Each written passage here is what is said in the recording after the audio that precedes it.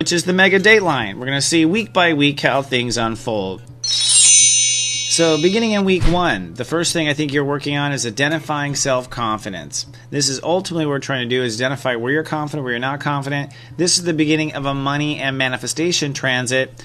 And so in the first week, it's really about where do you not feel strong or confident, or where do you not feel valued.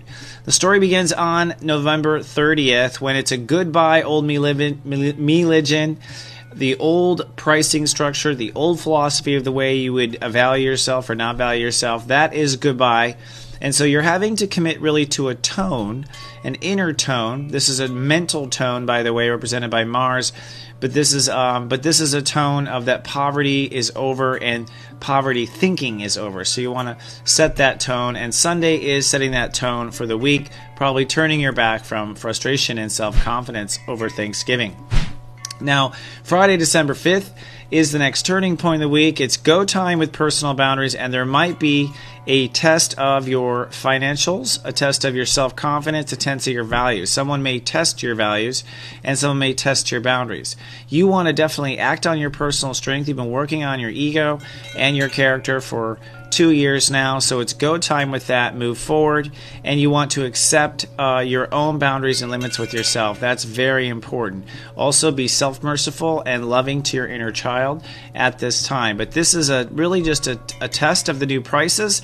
Of course, as soon as you put out the new values, people are going to respond and try to talk you down, right? Then Saturday, the very next day, it's a full moon. This is a very intense full moon where your emotional values will be pitted against your personal limits. Now, personal limits are what get inflamed in this full moon, but underneath the skin, it is the value system. It is manifestation, maybe having enough, trying to materially have enough, be there enough. So this full moon represents a turning point on Saturday.